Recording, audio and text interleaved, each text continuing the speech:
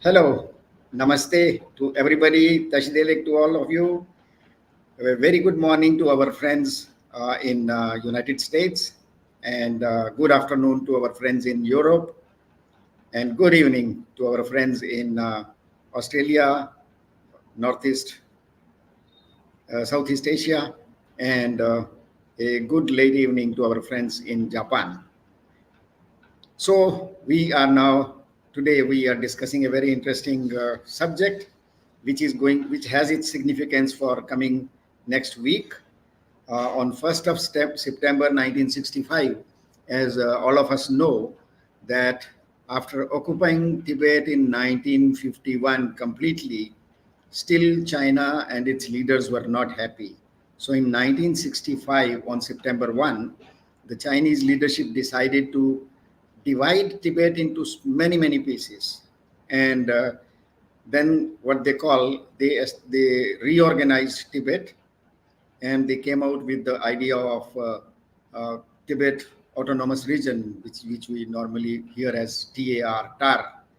And Chinese tried to, since then, Chinese have been trying to tell the world that this star is the real Tibet, but all other parts, which were more than the size of Tar, which belong to Kham and Amdo provinces of Tibet, they were broken into pieces, and those pieces, as you all know, were assimilated into Yunnan, Sichuan, Qinghai, and Gansu provinces of Tibet. So the result is that a very large population of original Tibet and the area of Tibet has been absorbed by those four Chinese provinces, and China is now trying to convince the world that what is left over, the Tar, is the real Tibet. And we all are aware of the situation inside Tibet, and especially in Tar. So today we are going to discuss how it happened and what was the impact of breaking Tibet into so many pieces. And we have a very learned group of panelists who are going to participate in today's their presentations. I would introduce all of them to you.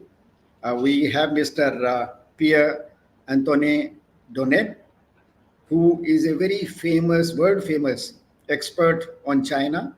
He's from Paris, and he has written a number of books on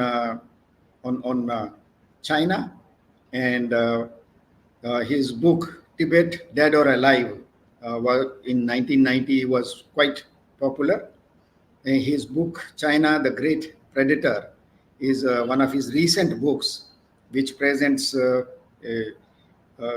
many details about China, how it operates.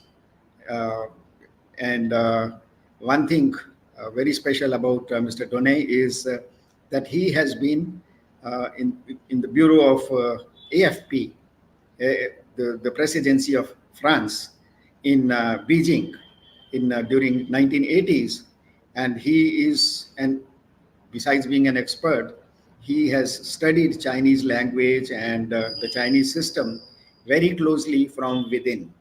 So welcome, Mr. Donnet, to today's evening. Thank you. And welcome.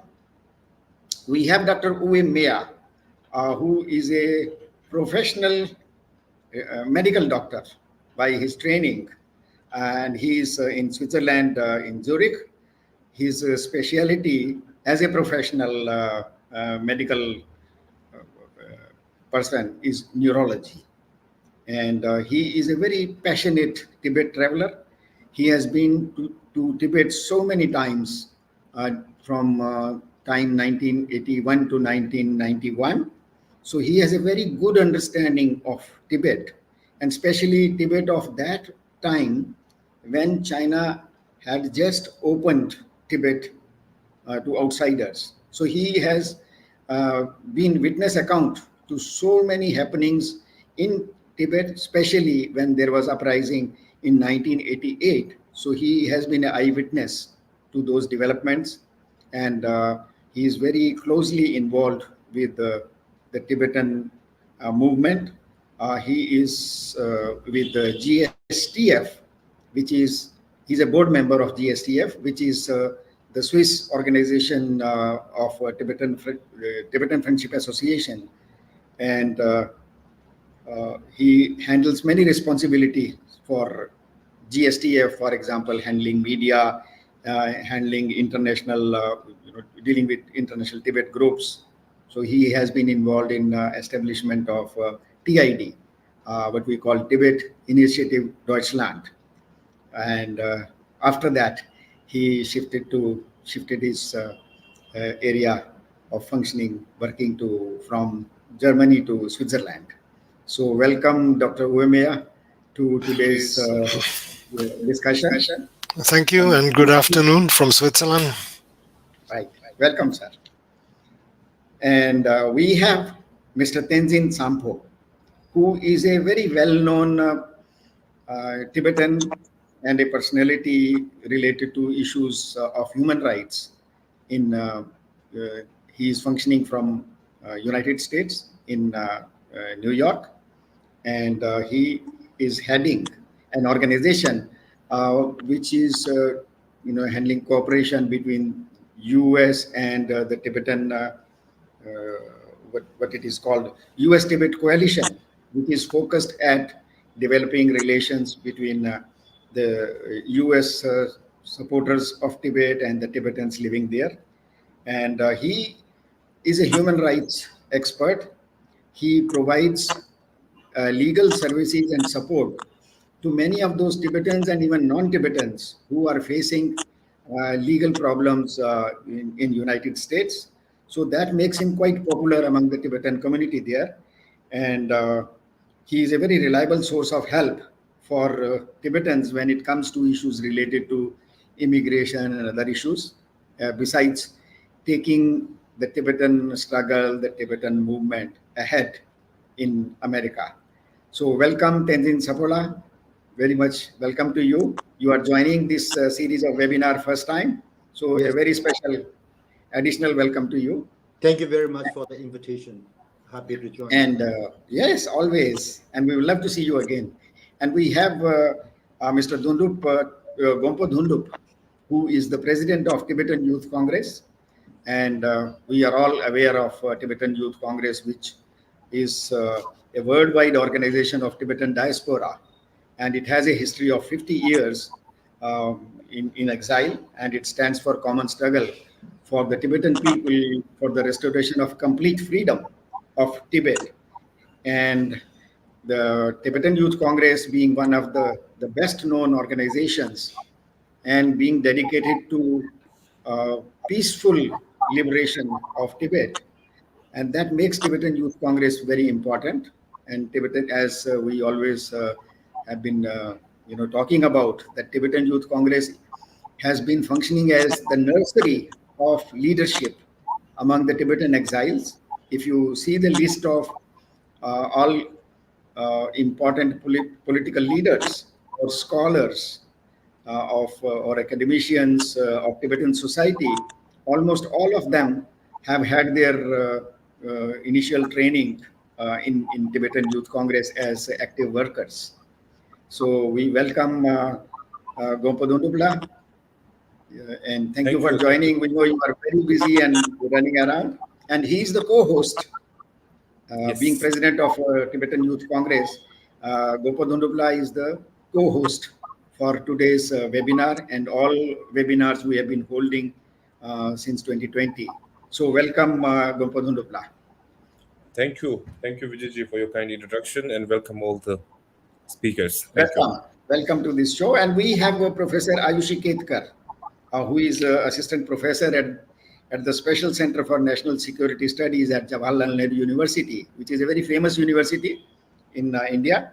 And she specializes in international relations and security issues. And previously, she has been with different other universities like Gautam Buddha University, Amity University, Symbiosis, Muslim Military College. She has been with this college in Nashik, and she works with many think tanks also, like the Institute of Peace and Conflict Studies and Jammu Kashmir Study Center. So welcome, Ayushi. And as always, you will be handling the question answer session. So welcome to all of you. And now it's time to leave the floor to our experts. So I will request Mr. Pierre Antoine Donnet to please hold the fort now. So the mic and the floor is to you, sir. Namaste to everyone. Hello, and thank you, Vijay, to invite me to this webinar. I think it's the third or the fourth time that I joined such a conversation organized by you. And I must say, not to flatter you, but to tell the truth, that I'm very impressed to see you devoting your time and your energy for the Tibetan cause. You're not Tibetan, you are living in India, and what you do is just fantastic. So really, I admire you. Now, I'm a bit embarrassed to take the floor now, the first to do so. But in any case, what I will do is to talk about the Chinese situation today as a kind of introduction to the debate which is going to follow.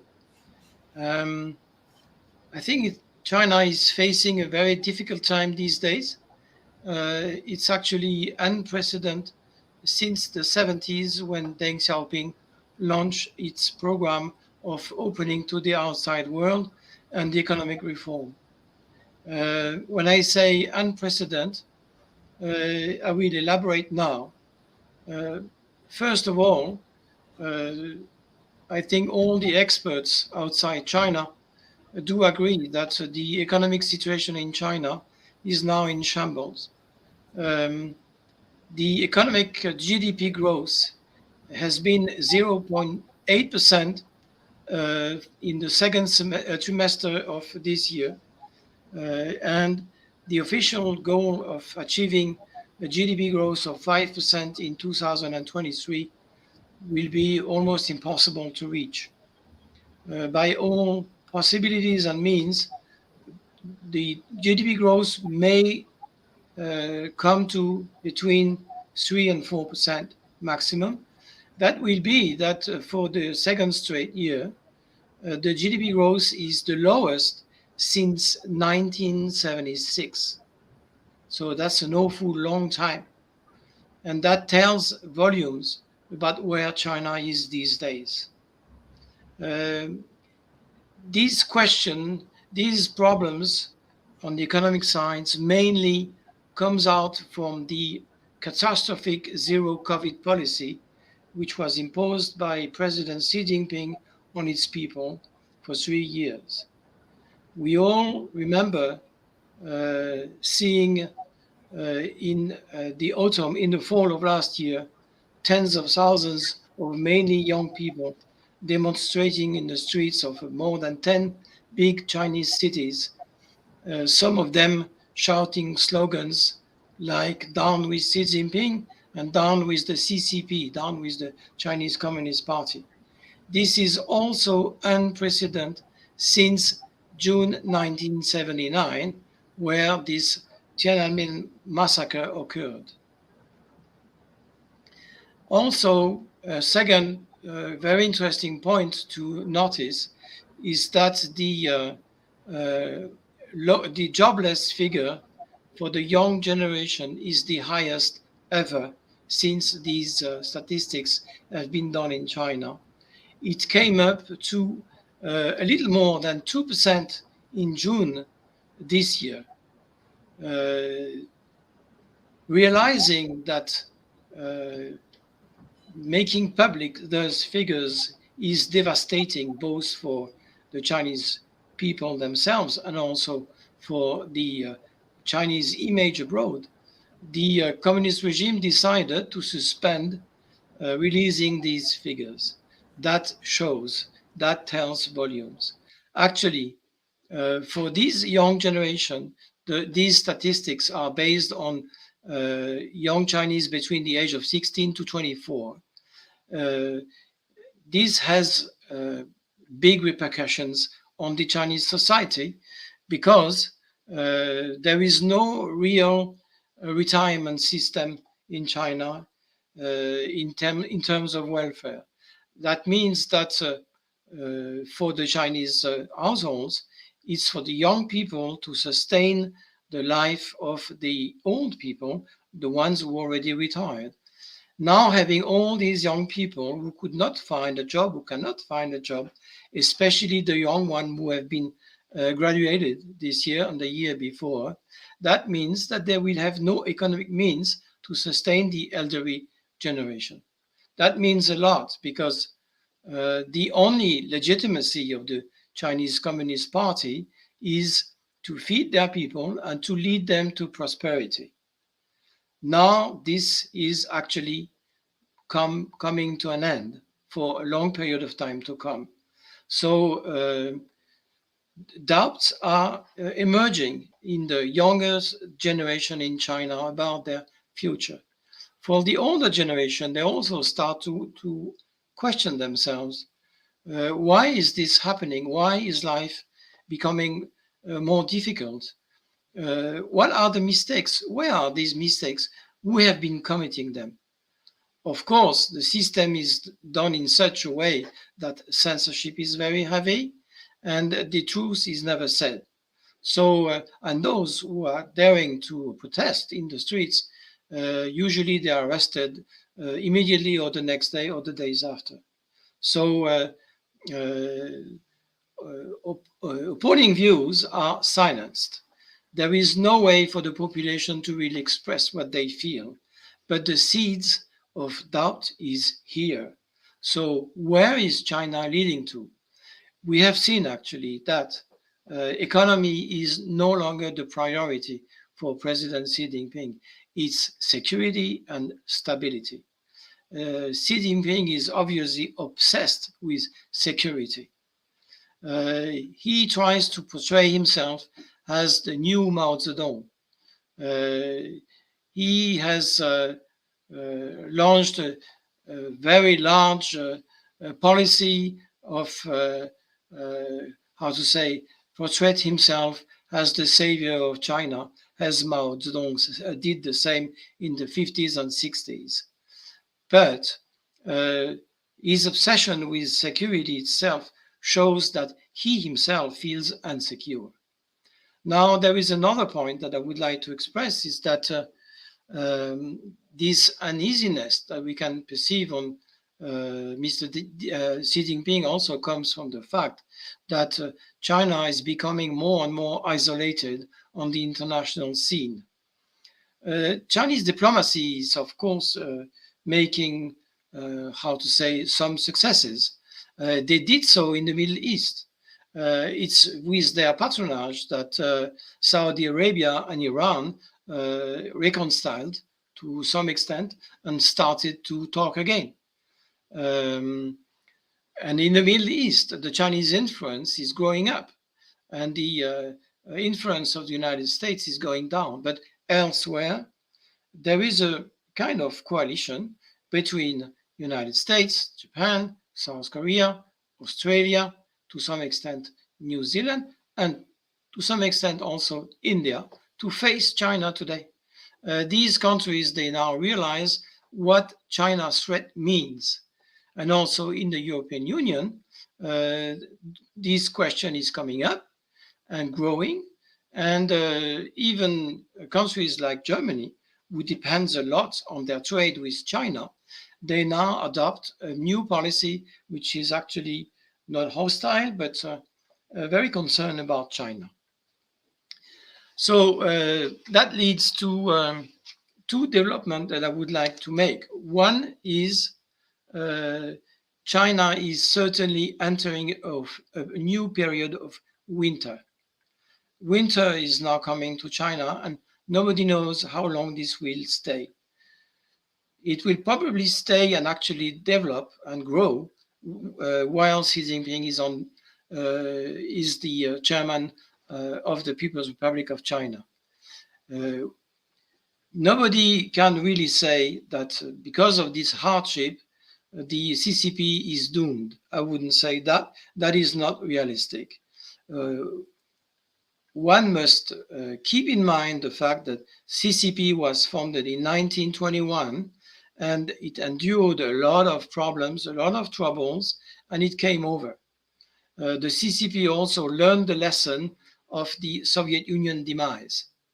It learned their lesson also from the Berlin Wall being demolished. So they know how to survive, and they will do whatever has to be done to survive. It's about the same for Xi Jinping. He will do whatever he needs to survive and to keep safe. So that's a fact. But the winter is coming for a long time to come. I must say there is a negative aspect which comes out from that. It's, I think, that the policy towards the so-called ethnic minorities is going to be harsher. It's already being noticed that, for example, in Tibet, there is this policy of separating the children from their parents. I saw articles saying that more than 1 million youngsters in Tibet have been separated from their family. The goal is very obvious. This is to do brainwashing and to make sure that the new generation of Tibetans will adhere to the ideas of the CCP and will feel themselves as true Chinese people. The same has been done with the Uyghur. Actually, Xinjiang, which was formerly the Eastern Turkestan, has been enduring in the last, let's say, 7 or 8 years, about the same what has been done in Tibet. So we have these two very large regions which have been enduring this harsh policy coming from the CCP and the Chinese Communist regime. You can extend that also to the Mongols. The Mongolian people also experience, for example, the fact that their language, like it's the case also in Tibet and also in Xinjiang, is no longer taught in university and also at school, even primary school. Here also, the target is to make sure that the Han civilization takes over and that the whole of China, including Tibet and also Xinjiang, are totally assimilated to mainland China, and that there will be only one civilization, which is Han civilization. I would like to end my talk saying that what I see is that there is still hope for the Tibetan people and also for the people living in Xinjiang, with the simple fact that for me, humankind cannot satisfy itself with a materialistic life. And actually, what is the CCP offering for its people is just that, adhering with the ideology of the CCP, which is just materialistic. I think this is not enough to satisfy anyone living on this world, on this planet. It's the same for the Tibetan people. So even the winter is coming to China, even it may last years, the overall situation of China is becoming year by year, and I say month by month, more fragile.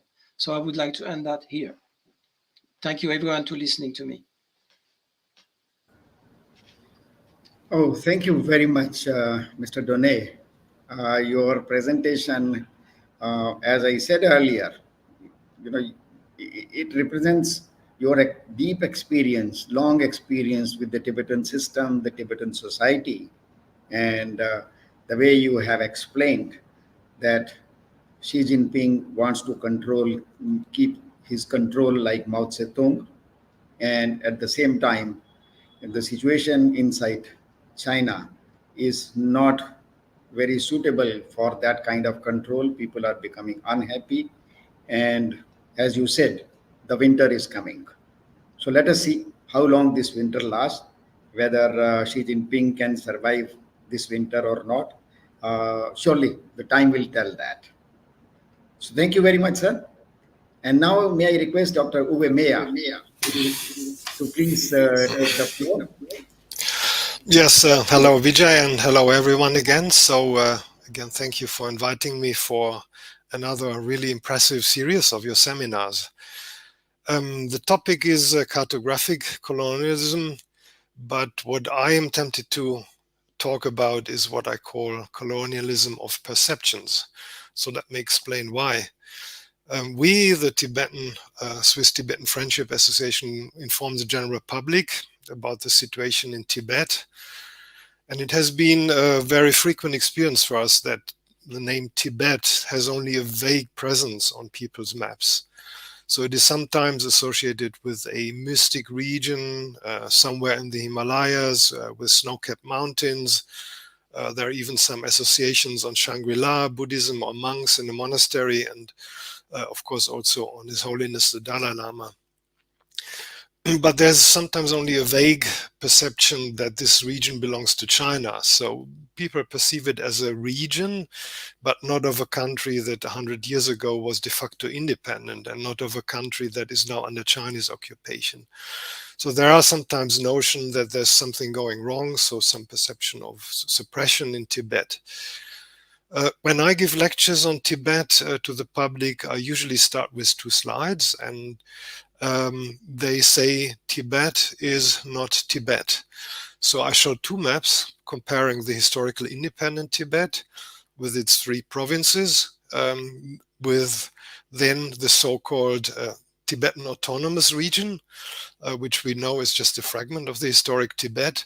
And in that other map, I show also the eastern regions of Tibet that are now incorporated into Chinese provinces. And usually there's quite some surprise already in the audience. It is also that we notice in the media or in political debates, Tibet is mostly referred to, if at all, as the so-called Tibet Autonomous Region.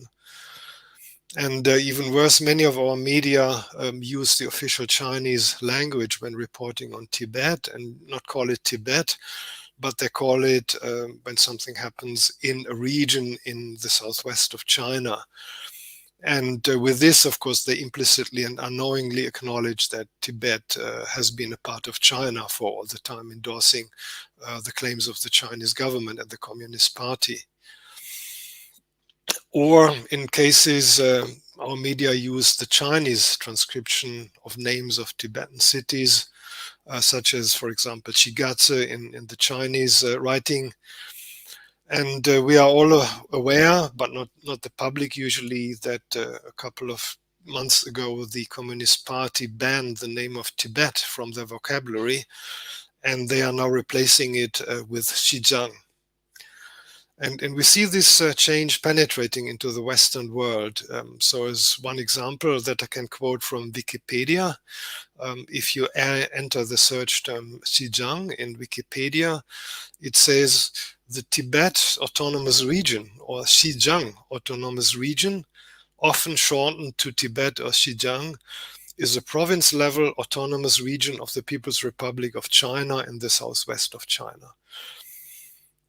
Or as another example, when you enter the search term Xinjiang in Google Maps, it pops up as Xinjiang, China. And this map shows the name Tibet in the middle of a region with the borders of the Tibetan Autonomous Region. And you see some cities with their traditional Tibetan names, but also their transcription into Chinese. But this name Tibet that is sort of free-floating in the middle of Google Maps without any clear association to borders or what it is, may again suggest that Tibet, Xinjiang, and the current borders are all the same. Or more strangely, when you enter Xinjiang as a search term in another search engine in Quant, it takes you to Gannan, Tibet Autonomous Prefecture, located in the Chinese province of Gansu.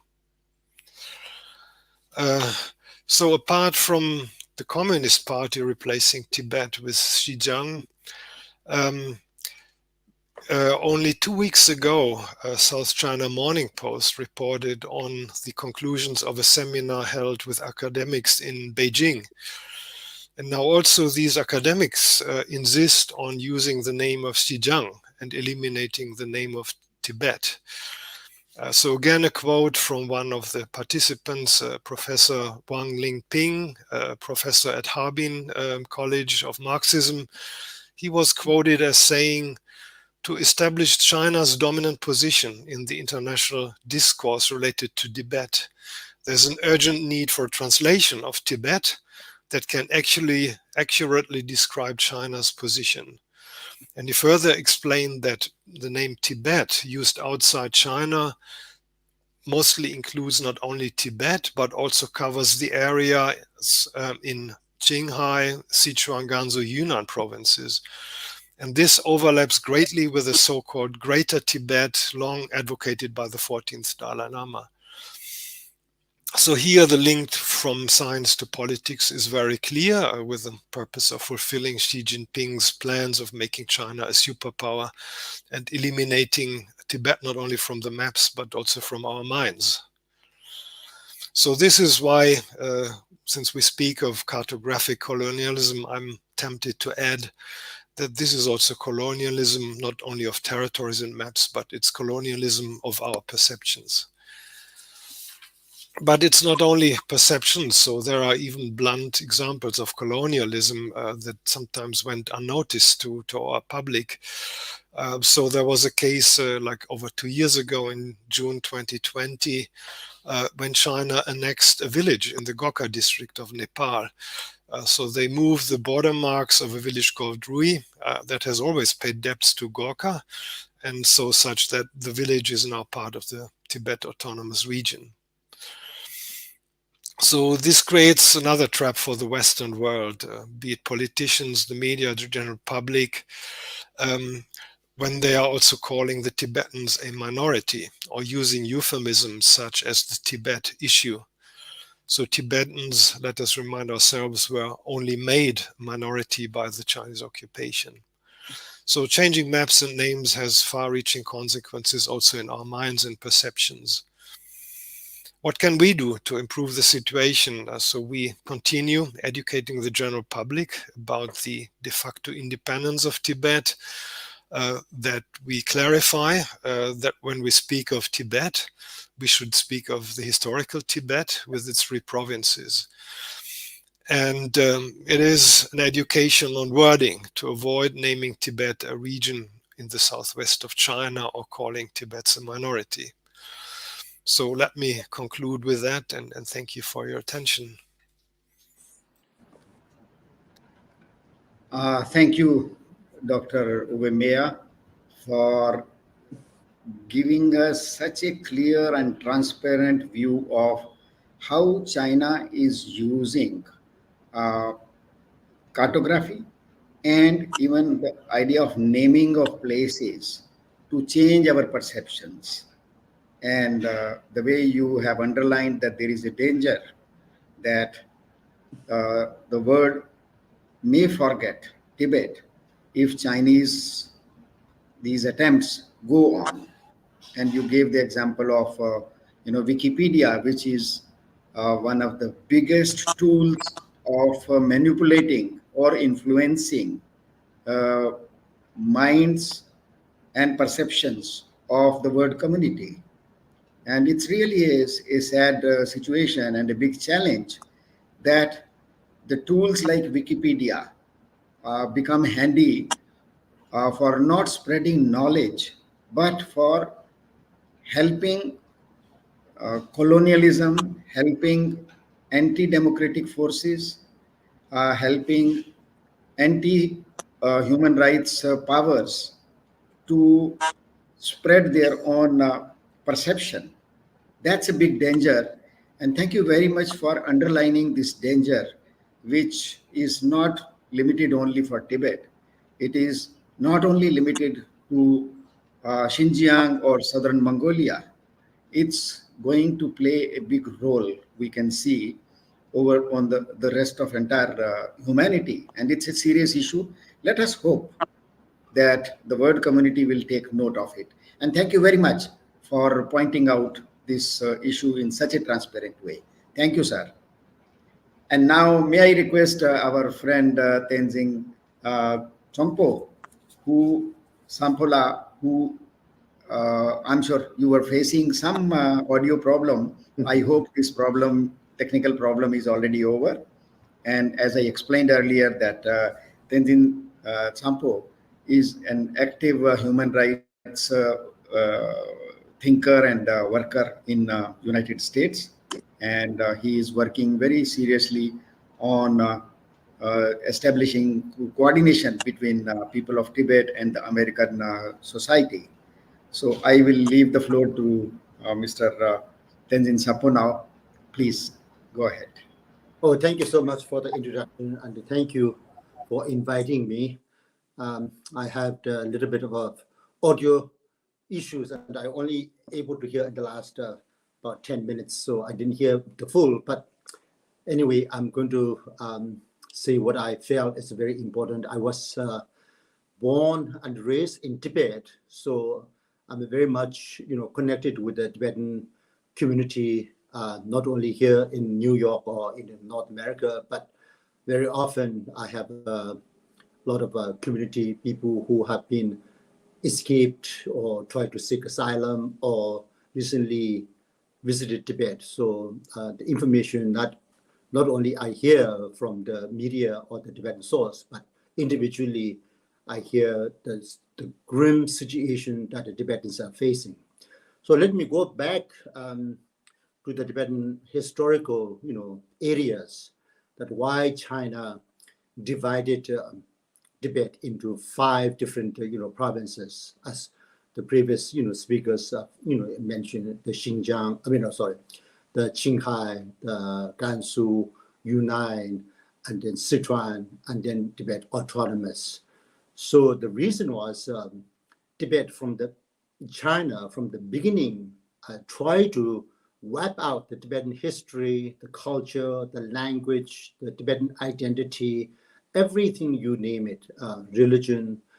So back in if you look at the Chinese historical land, actually, it's less than what they considered, or the invasion of the places, Uyghur, East Turkestan, and then the Southern Mongolia, and then Tibet. And then if you look at there's a map, it came out fairly recently, it's called the Wu Line, which is a professor of demographer, Chinese professor, who was also trained not only in China, in the University of China, but also trained in Paris. That he wrote a map and studied the geography in 1935. And if you look at the map, and you can actually see on a different website and on the YouTubes, if you look at the map, you can tell that most of the Chinese territories, 57% of the land is actually invaded. Far west, north, west south is Tibet, and then the far west is East Turkestan, and then the Mongol above Tibet. These are the land that 57%, and Chinese from there's a place called Heilongjiang on the north near the Russian border. Heilongjiang is a small city called Heihe. If you Heihe all the way down to Yunnan, called Tengchong, Yunnan. So this is east side is the only 43% of the land is actually belongs to China. The others is also, in the map, it says different color, which indicating it's a different country or a neighboring. But Chinese, of course, claim that this is now, it's illegally occupied, but Chinese claim it's a part of China. In reality, the 96% of the Chinese in that line, Wu line, is lived in the east of the Heihe and Tengchong in Yunnan, and the west side is the Southern Mongolia and East Turkestan. And then, of course, they say that 4% of the Chinese live in that area, But if you look at the history of the Tibet, since 1913 until late 1930s, probably 36, 7, there were no Chinese in Tibet. So this 4% of the Chinese, 94% live in the Chinese side, in front, the furthest of the Wuhan line, and then the west. So this 4%, actually the Xinjiang and the Mongolia, the Chinese are living there 4%. Now, after 6 decades, and I think they concluded in 2002 that only 6% of the Chinese now live west of Wu line, and then 94% are in the east of Wu line. So this, you can tell that Chinese did not live in East Turkestan or Mongolia, nor in Tibet in 1935. And so this is a geography, it's their own Gomintang, that 1935, that the map was drawn, that you can tell clearly. And also, if you look at the history, as soon as China invaded Tibet in 1950, probably February and March, first time he invaded the eastern part of Tibet, the Amdo and Kham area, came all the way up to Chamdo area, and now it's a part of the Tibetan, so-called Tibetan Autonomous Region. So before, when they invaded in up to 1950s, and they claimed that this is a back at the front. The Chinese tried to, even during that 1951, 52, 34, they tried to divide the Tibet from the Amdo and Kham as a part of the backward, and then the front is the autonomous. I mean, the further west is the Tibetan autonomous. But 1965, they actually, after the Chinese couldn't have a total control of Tibet in 1959, after the forceful the 17-point agreement, 1951, May 23rd, the delegations were forced to sign. In fact, one of the delegates was my late father, who was one of the signatory in that 17-point agreement.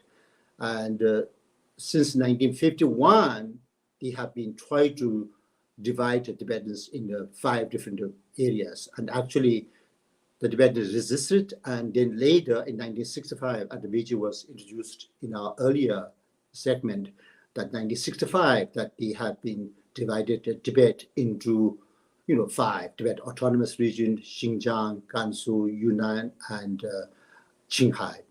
So the reason they invited is because other than Tibetan autonomous, I mean, it's just barely so-called autonomous. Actually, every single policy that implemented in Tibet, every single leaders are handpicked by the Chinese Communist Party in Beijing and pointed there, and they have, let alone there's no autonomous. It's worse than the Tibetan autonomous. It's, freedom-wise, religious freedom, traveling, assemblies, human rights, everything is worse than in China. Tibet is very much controlled ever since Chinese invaded 1959 till this day. And then other provinces like Qinghai, they have, because Amdo is a huge territory, they have created this new territory called the Qinghai province. And then the Gansu, Sichuan, Yunnan, these people that, mainly Amdo and Kham was divided into these provinces. So they have a control, and they don't have to bother to, implement a special policy or, directions that they want to, because they can say that, this part of provinces, and they have been, controlling it, the Tibetan population. That devastated the Tibetan, living in Tibet, because Amdo and Kham, now it's mainly a part of, Chinese province like Xinjiang, Yunnan, and Gansu. They don't have the, rights to, special minorities, or they don't have the language, culture. Everything is to try to assimilate into the Chinese and the language, so on and so forth. And these have been implemented ever since 1965. Even during those days, I remember when I was in middle school and primary school, we were only taught Tibetan up to class, I think about 5, and then Tibetan language became a second language, and everything is taught in Chinese, Mandarin. So we only get one class, a couple of classes in a week of the Tibetans, but rest, history, biology, chemistry, math, everything is basically taught in Chinese. So, but also they try to change the Tibetan language, simplify it. We have grammars that, handed to the Tibetan traditional writing skill. They have simplified. But in those days, they did not try to eliminate us. I mean, even let's say now these days, after Xi Jinping, I hear now quite often that Tibetans, they are not only teaching Tibetan language in major schools, probably, first or second classes, and then everything is taught in Chinese. Mandarin is the only language that even in Tibet, let alone in Qinghai, Sichuan, Yunnan, and Gansu, these are, of course, Tibetan language is not official. Even in Tibetan Autonomous, the so-called Tibetan language is, official, but it was just not true. Only the government documents were translated, and the policies were implemented or instructed to do. But other than that, when you go to schools or companies or any business or any life, Tibetan language is there's no use of Tibetan language. And not only that, now lately in the last 6-7 years, not only the Tibetan language has not become a second language, but they were not only taught it's not teaching in the regular school, but now some part of the Tibet and even in the Sichuan or Gansu or Yunnan, they were not even allowed to teach at homes. You regularly Tibetan remote areas. Tibetans, lamas and monks usually give, home teaching, but that's also forbidden. So the Chinese, current policy is worse than in many ways. Back in 1960s and 70s, they tried to wipe out the Tibetan, but now it's worse because Tibetan, children, you might have heard recently, United Nations report that over 1 million Tibetans were forced to children as young as the age of 4 or 5 sent to China so they can brainwash the Tibetans. They will be separated from the families and they become, Chinese. So this is systematically, implemented, not just recently, it's reinforced, but ever since China invaded Tibet in 1959, that is their purpose and their, goal to make a Tibetan as not distinct culture, language, or phrase or whatever territory, but the whole area and culture and just the identity. They try to make it part of Chinese society. So now we have these Tibetans living in 5 different areas, Tibet Autonomous, all this other. They were also prevented to go to Tibet, and there are since 2007 there was a train set up, and ever since there were train at least 6-7 times every day come to Tibet, and there are Chinese immigrants come there all the time.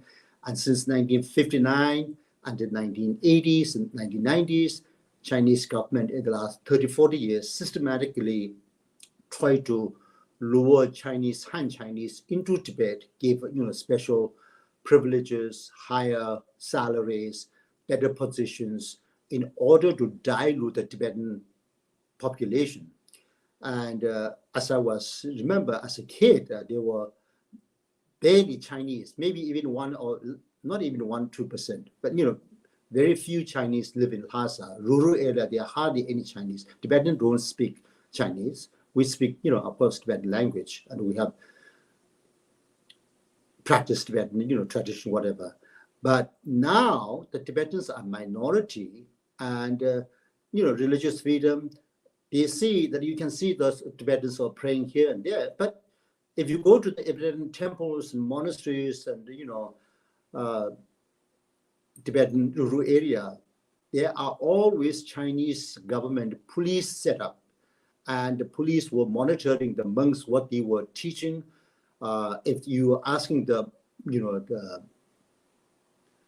teachers, the monks or the Rinpoches to give a teaching, you have to get permission from the Chinese government.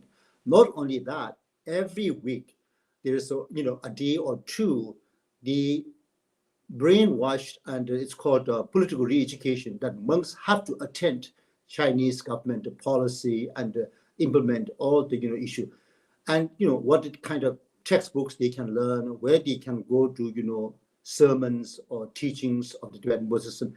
And it's a joke that when they say there's a freedom of religion and the language is now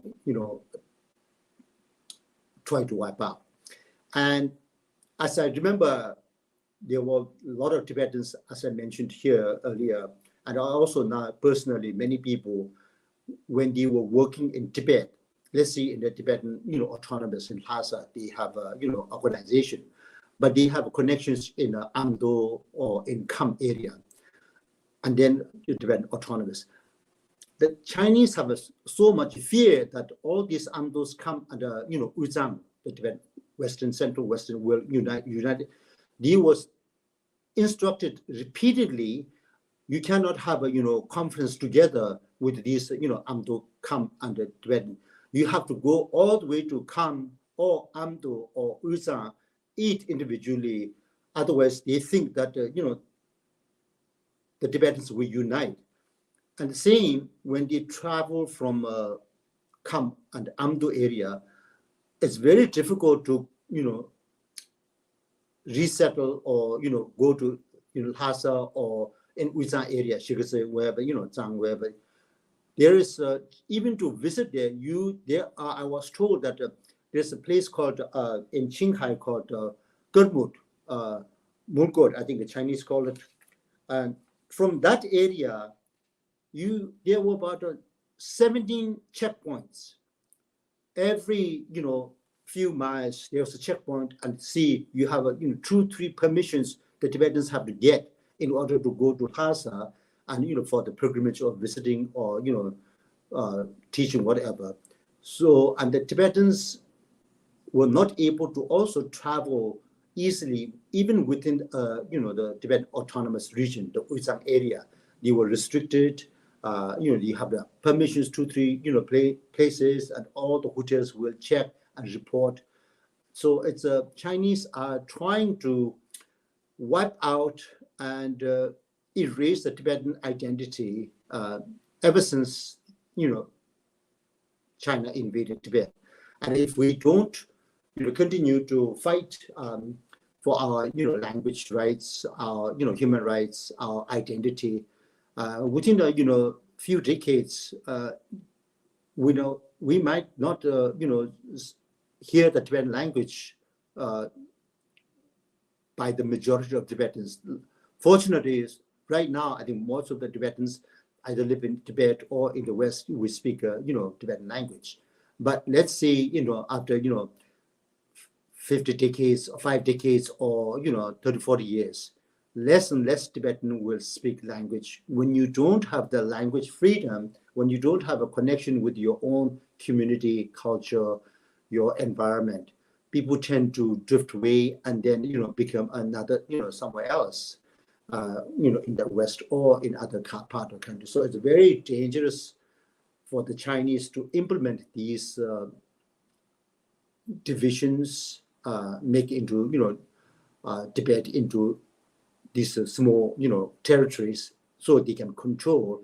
And it's very dangerous that if we Tibetans take in our heart and to try to, adhere to our culture, religion, our ethics, our philosophy, we will not be, recognized in the next, 30, 40 decades. Maybe Tibet is only, in a museum, you can read in books. So it's very dangerous that we must, in the Tibetans in Tibet, I know they are very courageous. They have sacrificed many lives, imprisoned, executed, and even as late as 2009 until now, there has been over 157 Tibetans have self-immolated, not because they only asking for Tibetan want to autonomous. They are asking for Rawa, which means in Tibet they consider it Tibetan independence. 157 people. The Tibet became the huge prison, it's an open prison, and you cannot hear the proper information from even Tibetans live in the West or in India, elsewhere, when they use their WeChat or telephone or any website, it is heavily monitored, and the Tibetans were not allowed to speak religious or social issues, political issues. These are increasingly tightened and restricted and monitored, and many Tibetans using WeChat or TikTok are being actually imprisoned for communicating or having a picture of Dalai Lama or Tibetan flags or whatever the Chinese considered is so-called reactionary or separatist movement. So Tibetans in Tibet are having a very hard time, and I think we must continue to work and less suffering there. I know that the Chinese government will not last, but hopefully it will not last long as it has been. But Chinese themselves also suffering, not only the Tibetans, the Uyghurs and the Southern Mongolians. We have to unite and fight and struggle for the basic rights that are universally enjoyed and take for granted. But in Tibet, in Xinjiang, Eastern Turkestan and the Southern Mongolia, this is not regular life, and Xinjiang is also having a very hard time. So we believe that we can continue to struggle and fight for our rights. So thank you for the privilege for letting me to speak in this panel.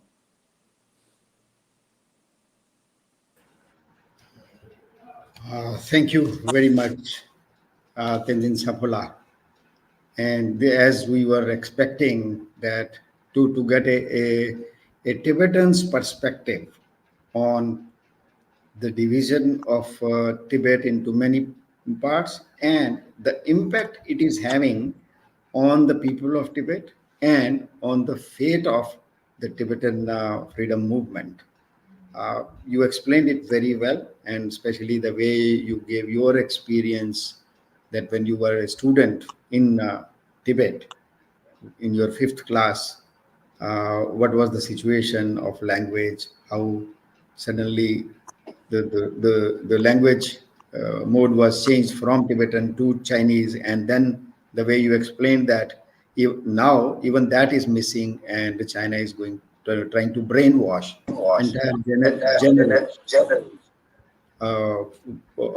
and wipe out the Tibetan identity, and the way you raise this danger of Tibet losing identity in coming decades, and your suggestion that the other people, Xinjiang, the Uyghurs, and South Mongolians and Tibetans should join hands. That's a very practical and an important suggestion. I'm sure those who are involved in these freedom struggles, they will take note of it. So thank you very much. And Samphola, your participation added a lot of Tibetan color to this discussion. So thanks especially for that. So now we have all our learned three panelists, experts who have made their presentation. So this is time as usual for a question answer session, a short question answer session.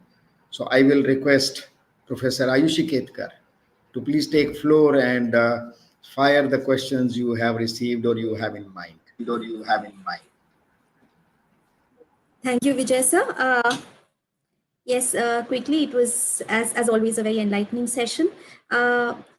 Let me go backwards. Sampula, you've very categorically mentioned the role of language and cultural colonialism, especially amongst the younger generation. How do you see this impacting the entire Tibetan movement? Because as you rightly said, that these, losing out on your language can have a major impact on the movement itself, on the Free Tibet movement. So I would like your views. And added to this is one more thing. How do you see the demographic change? Do you think it will have a multiplier effect on China's attempt to erase Tibetan identity? Now, having a lot of Hans coming and settling down in Tibetan areas and making this deliberate demographic change, how do you think this is going to have? This is going to affect the Tibetan movement?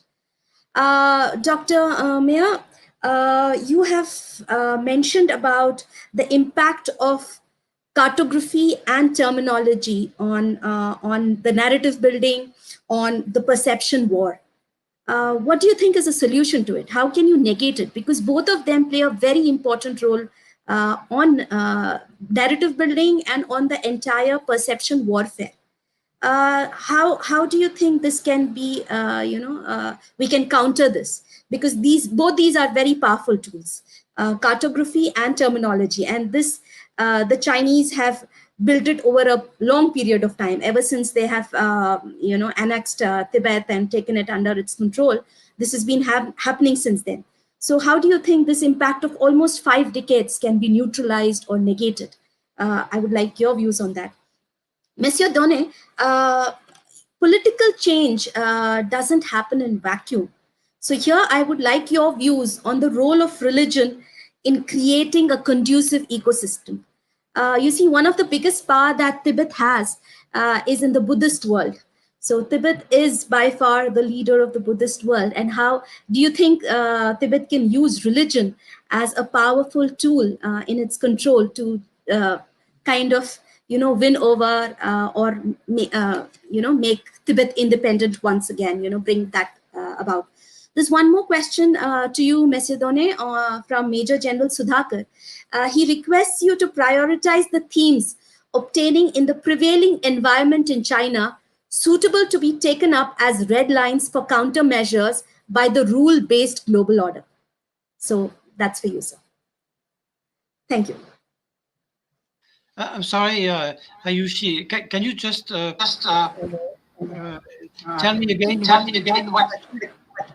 The first is the role of religion, sir. The role of religion, yes. And the second one is we have one of our viewers, Major General Sudhakar, who wants to know from you the priority areas or the themes in the Chinese environment, which we can take up with China, which can be the red lines for countermeasures by countries like India who believe in a rule-based global order. Okay. Thank you, sir. So, should we start with the question, yeah, and then Mr. Donnet. Yeah, please.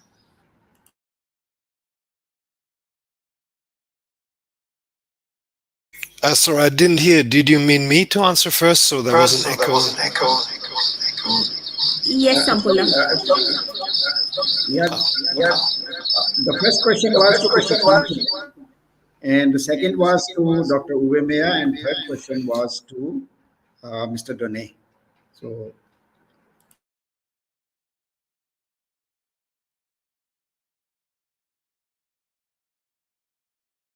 Chinese immigration in the Tibetan. So I feel that the language is a bridge for any human to connect and be surrounded in your, traditions, your environment, your, beliefs, whatever. So when the Chinese government systematically tried to erase and restrictions, language, that's try to cut from the root and rooting out. So when you don't have the language connections, you tend to speak in let's say Chinese or English or French or Spanish, because naturally you don't have this natural environment, connections, awareness, culture, religion, history, everything. So I really feel that language is very, very important. That will keep us all, not just for the Tibetans, throughout the world. I live in the United States. Now, educated people, the minimum they will speak 2 or 3 languages, English and then Spanish, or maybe, Hindi or, French, and the Tibetans must not, when they immigrate to the, West or other part of the forcefully, mainly for the Tibetans, because others, might have, came of their own, free will. But the Tibetans, we were forced to, immigrate in other countries, India, Nepal, and now in the West, because we are not getting, fair treatment. Or, of course, India has been grateful, but still, we do not have the, full right as a citizen, as many ways, and especially the Tibetans escaped from Tibet since 1980s till now.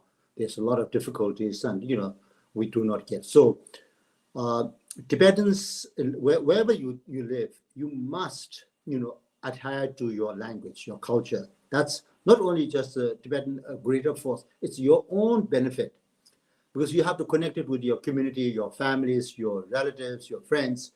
That will make you awareness. You talk about when you see the situation in Tibet, religion, culture, philosophy. Language, I see, is the core of survival, whether you are, political, human rights, human rights advocate, or fighting for the complete Tibetan independence, or so-called Umil, land, the middle path. Whatever your philosophy you might be, language is the most important. It's also beneficial to you individually.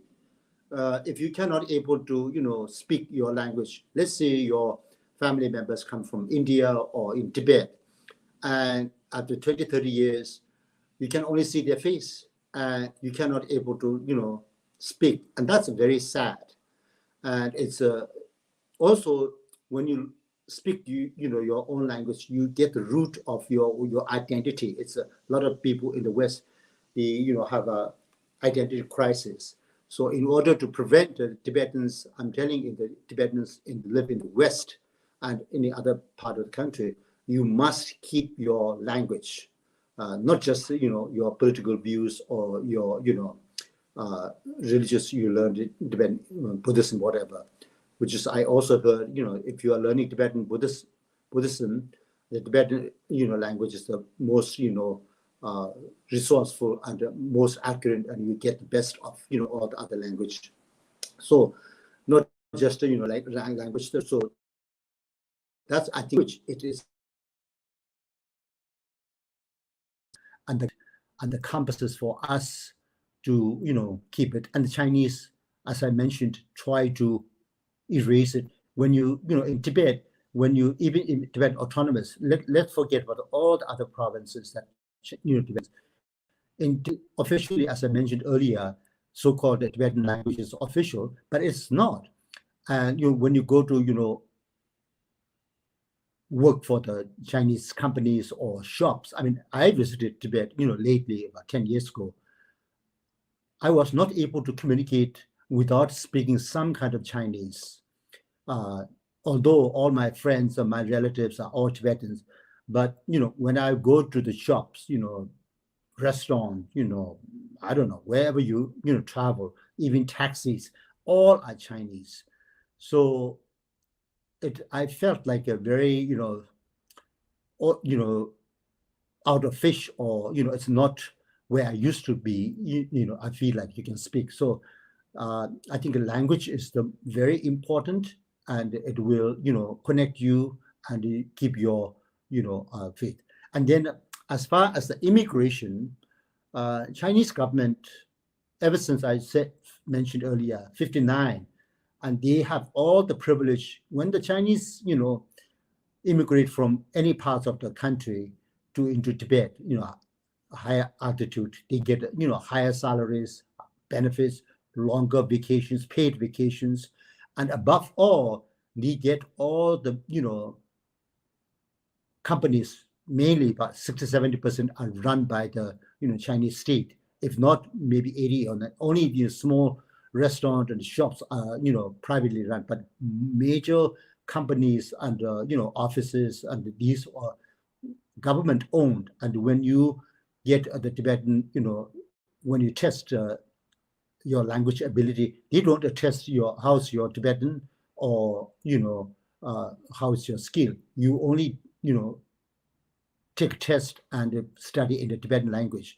So Tibetan language is, impacted seriously. So Chinese, they get the benefit of, you don't have to learn one word of Tibetan, and they get all the, privileges. And of course, also Chinese are notorious, not only in Tibet, but throughout Tibet, the nepotism, the connections. If you don't have connection, you're not getting. So Tibetans don't get connection, and the Chinese, every single major, companies, offices, every single, not a single one is headed by the Tibetan.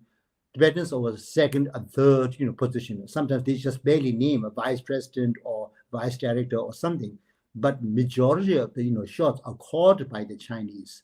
So the Tibetans living in Tibet, they hear, they see it every day, that it is Chinese immigration is impacted hugely. So I think it's a big, policy from the Chinese government to make it Tibetans into Tibetan. Yeah, thank you. Yeah, Dr. Wei. Yeah, I think the question was, what can we do? And when we look back into the past, like in the 1950s, 1960s, 1970s, Tibet was more or less in a lockdown. So nothing came out of Tibet, and here people, which is now the older generation, they were more or less confined to literature. Here in the German-speaking world, of course, mostly it was Heinrich Harre's 7 years in Tibet. So Tibet was this mystic region that you didn't know much about. Then when Tibet opened in the early 1980s to journalists, to tourists, I think the past was cut out from terminology. So Tibet became synonymous with the Tibetan Autonomous Region. And so in our minds, it was never something else than the Tibet Autonomous Region. And now I see the risk that in a third step, China is going to eliminate the name Tibet, as we heard. So they are trying, not only the Communist Party, but academics are advocating for replacing Tibet with Xinjiang, or what has been happening in past 10, 20 years already. It was just this region in the southwest of China. So all we can do, I think, is really educate and interfere. So interfere with media articles, educate people in lectures, reminding them back of the past that Tibet was independent and was much larger than the so-called TAR now. I think that's really all that we can do.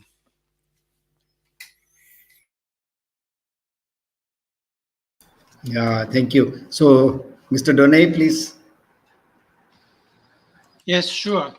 Well, talking about religion, I would say that rather than talking only about religion, we should talk about spiritual life, which is one of the major aspects of what is a religion.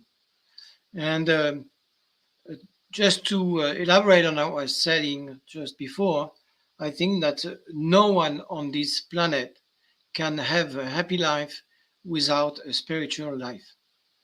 I went to India several times, And there I could touch what spiritual life means for the Indian people. And it's the same for the Chinese people. Spiritual life these days is suppressed by the CCP. And the only religion, so-called religion in China, prevailing now in China, is the Xi Jinping's thought, which is even taught in the elementary schools now in China. So Xi Jinping thought has been trying to eliminate all what is a real spiritual life, meaning religions.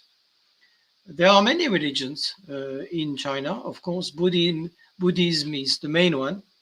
It came with the Indians when the Chinese went to India to learn what is Buddhism, and they went back to China to explain to their audience what is Buddhism. And Buddhism has been adopted in China, and it has been for a very long period of time, for centuries, the main religion in China. And now also you have others. For example, you have Christian religion. You also have Islam religion, especially in Xinjiang, just to talk again about former Eastern Turkestan. But all along, since the CCP took power in 1949, one of the goal was to suppress religion. Why that? For two reasons. One is that according to Marxism, religion doesn't have to subsist. Religion has to be a fight against. But the second aspect, and I think this is the most important one, is that religion in itself is a threat to the CCP ideology. So this is why it has been combated all the time, and the suppression is now even more fierce since 2012, when Xi Jinping came to power. So I believe that the Chinese are not so different with other people on this planet. We are all the same humankind, with differences, of course, which come from our differences in our civilization, our culture. But deep in our mind, we are the same. I'm convinced of that.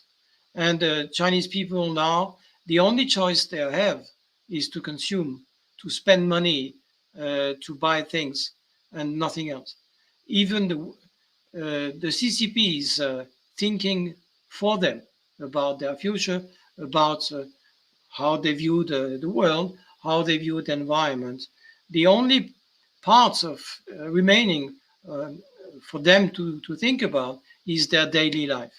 And actually, since their daily life is now becoming more and more difficult, I'm quite convinced that the spiritual life will come back, because it's a way for them also to survive the hardship they are coming in.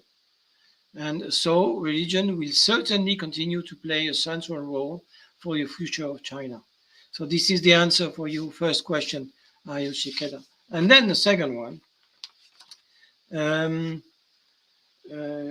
red line coming from outside is obviously the financial aspect. Cooperation with the West has been the crux which permitted China to become the second economic superpower in the world. Without that, they would never have succeeded in doing so. If you look at the history, the West has been assisting China a lot, achieving where they are now. I will just give one example. China could enter the Organisation Mondiale du Commerce, the WTO, with the help of the Americans. Without them, they would never enter that in 2001. And that was one crucial step for them to continue growing on the economic side. But now the difficulties are coming also from the West, because there are questions rising on how the West has been becoming very dependent on China, especially, for example, when the COVID spread it all around the world, the West, especially in Europe, we realized that there was no medicine left. The basic ones, like aspirin, for example. All this is now made actually in your country, Ayushiketa, India, and also in China. So that was a shock, and there were many shocks, which actually led the West to raise the question, is our future going to be dependent on China and also on Russia?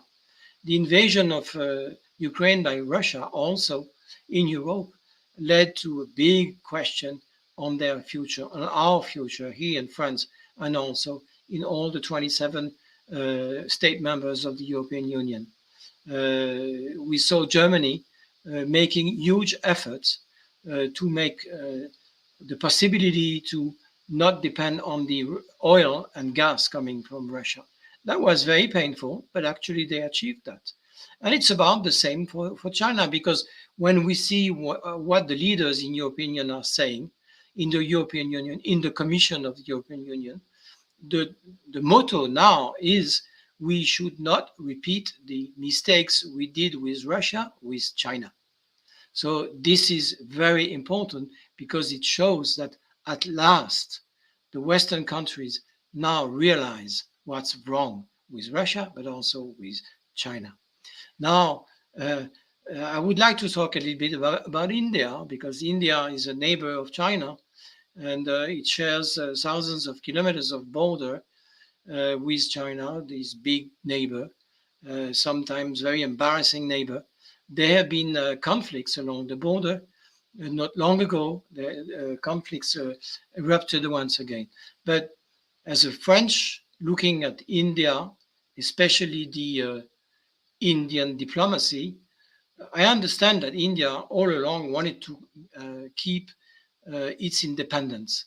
That goes back from its history and from the British colonialism. So it can explain to some extent that India was very jealous about how to preserve its independence. But in today's world, China says that they want the world to become multipolar. This is just a joke. It's for them the way to try to convince emerging countries to side with them. But no, it's not that. It's bipolar. You have China and United States. And all around this, you have the equilibrium in international politics. So we saw Mr. Modi traveling to the United States on a state visit recently. I think that the atmosphere was very cordial, very warm. I think it went much further than the visit he made before.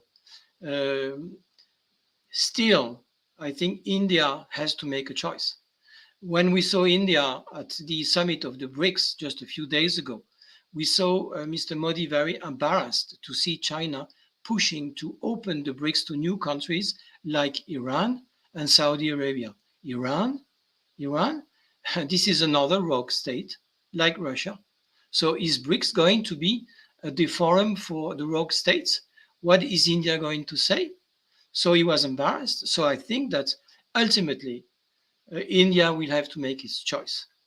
It's not to be submitted to the United States. It's not to become a slave of United States diplomacy. No, it's just to make a choice between authoritarian regime or democracy.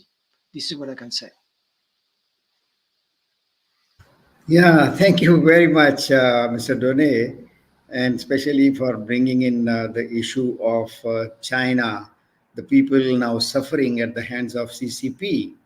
And as your prediction that now religion is bound to come back, spirituality is bound to come back in China.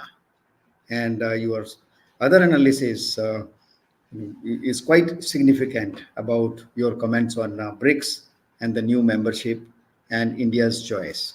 So thank you very much for giving this new dimension to our discussion. And now I think it's time to bring in our friend Gompola, who is the president of Tibetan Youth Congress, and he's the co-host of today's this webinar. So I will request Gompola to please come with your vote of thanks. Gompola. Yes, Tashi Deleg and greetings to all. I, on behalf of Tibetan Youth Congress and CHASE, would like to thank all the speakers and all the participants who is joining this very important kind of topic and the webinar that we are having.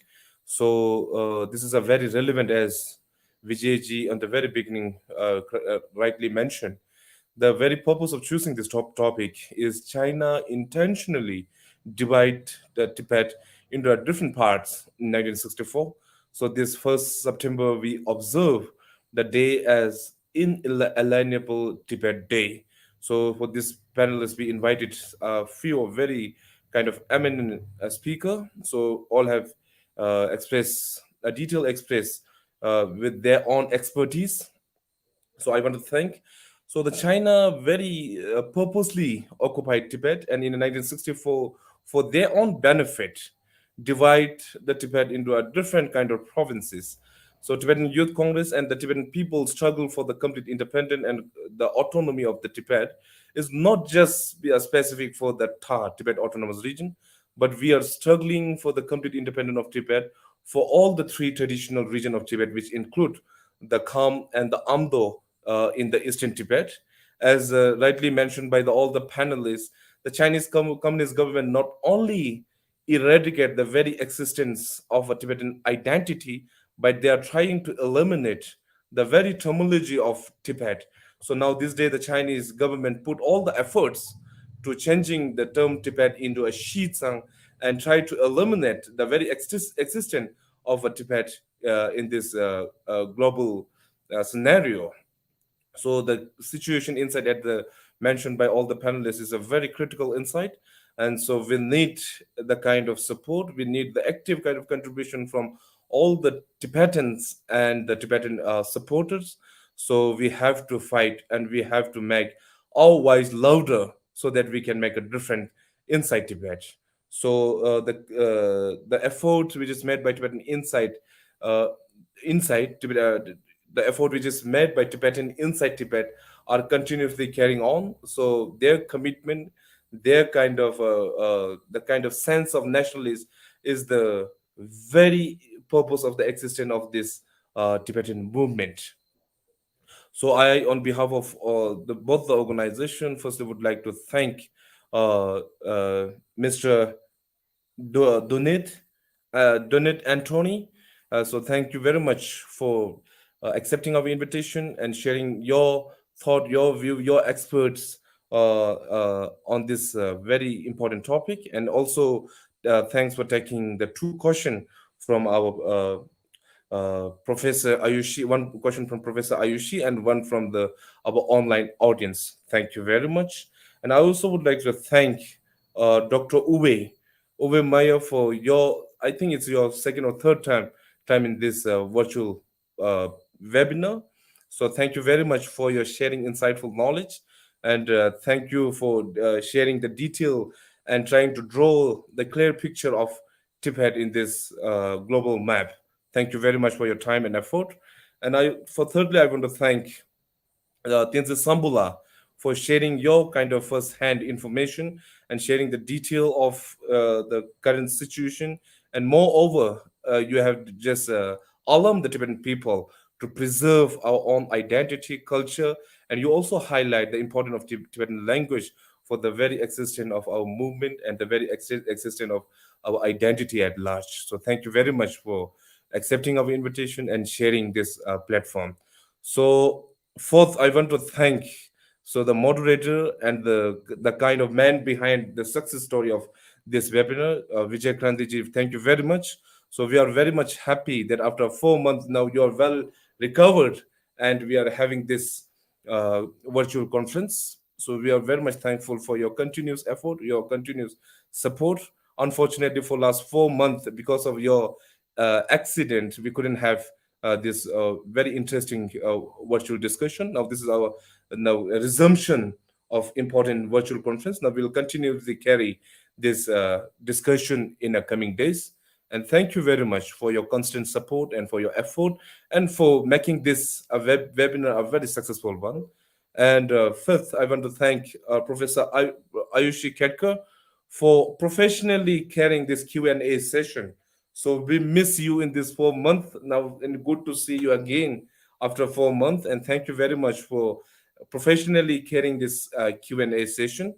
So last, I want to thank the man behind this whole scene, so who is dealing with all the technical support. I want to thank Lobsang Sedanla from Tibet Action Institute for giving us this technical support for making this webinar a very successful one. So thank you very much. And lastly, I want to thank all the audience for taking your time out and listening to this important kind of webinar. So those interested audience can still visit a Verge and they can learn. We are keeping this whole document, a recorded document, in the Tibetan Youth Congress Facebook and YouTube page, and also in the Vijay Krandiji's personal Facebook and in the CHASE official YouTube page. So hope we can meet you all again. Thank you very much. And Pyogyalo victory of Tibet. Thank you. So thank you, everybody. It was really wonderful and very enlightening discussion. And of course, all speakers have been already thanked. And I will request you all to please join us again in future and enlighten all of us. So thank you very much, everyone. Thank you. Thank you.